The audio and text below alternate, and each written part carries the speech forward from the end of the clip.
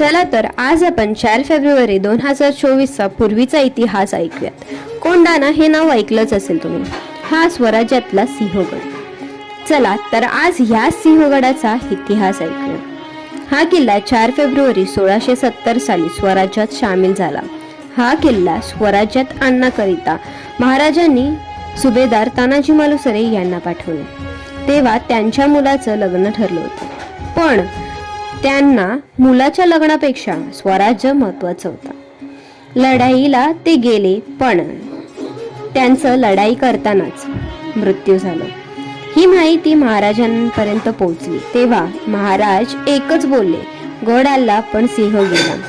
ह्याचा अर्थ हेच की गड स्वराज्यात आला पण स्वराज्याचा सिंह गेला।